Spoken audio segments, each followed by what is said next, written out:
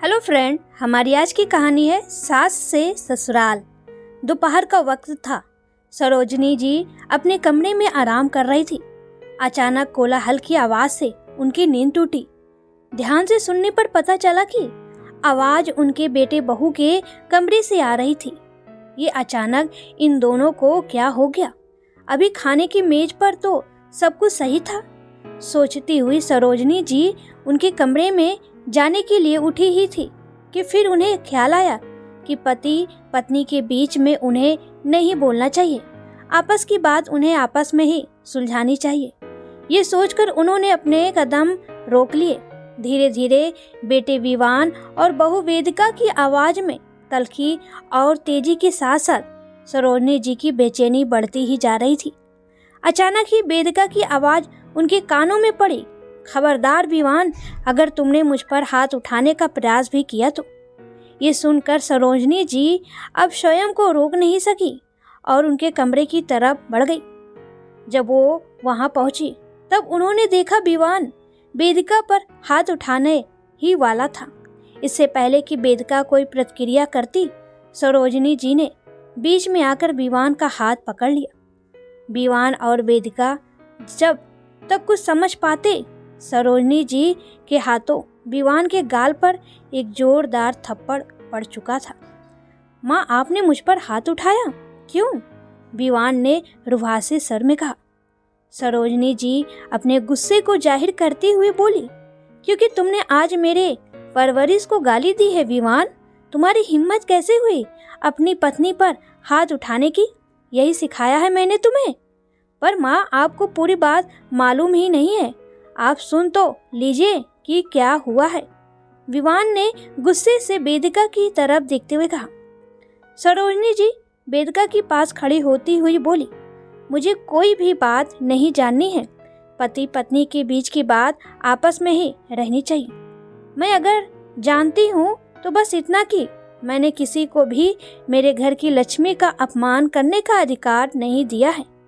कोई भी बात, कोई भी समस्या, चाहे कितनी ही गंभीर हो, चाहे एक की बात दूसरे को कितनी भी गलत लगे, फिर भी उसे सुलझाने का, गलत फहमियों को दूर करने का एक सही तरीका होता है। साथ बैठकर शांति से बात करो। दूसरे के मन में क्या है उसे जानने का प्रयास करो। समझो, ये क्या कि तुरंत हाथ उठा दिया, न समझो की तरह एक दूसरे को अपशब्द कहने लगे। ये मत भूलो कि जिसका हाथ पकड़कर तुम उसे इस घर में लाए हो, उसके सम्मान की रक्षा करना तुम्हारा कर्तव्य है, न कि इस तरह उसका अपमान करना तुम्हारा अधिकार। अब तक चुपचाप खड़ी वेदिका सरोजनी जी की ये बात सुनकर उनके गले से लगते हुए बोली, माँ, आप कितनी अच्छी हैं। मैं तो सोच रही थी कि सभी माँओं की तरह आप भी बिना कुछ समझे जाने अपने बेटे का ही पक्ष लेंगी।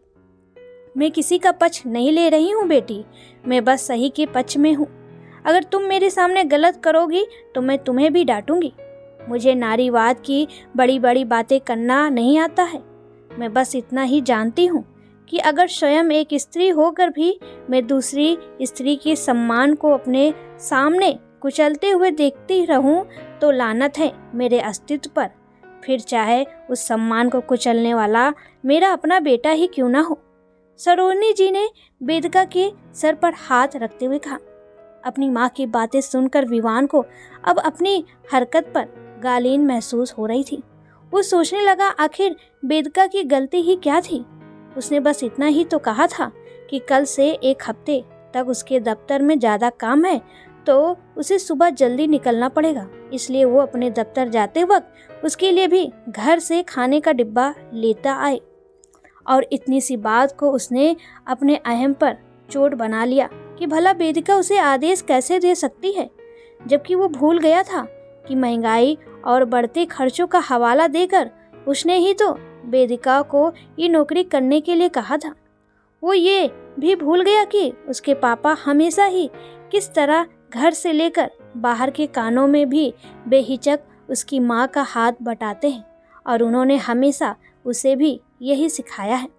विवान को एहसास हो रहा था कि उसने सचमुच अपने माता पिता की परवरिश को शर्मिंदा किया था।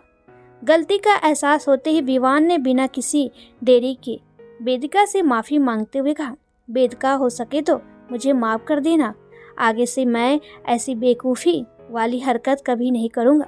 बस आज आखिरी बार मुझे माफ़ कर दो। अपनी बात कहते कहते विवान की आंखों से आंसुओं की धारा बह चली। उसके आंसू पोंछते हुए वेदिका बोली, मुझे भी माफ़ कर दो, मैंने भी गुस्से में तुमसे न जाने क्या कुछ कह दिया। अपने बेटे बहू के बीच में सब कुछ ठीक देखकर सरोजनी जी अपने कमरे की तरफ जा ही रही थी कि वेदिका ने उनका हाथ थाम लिया।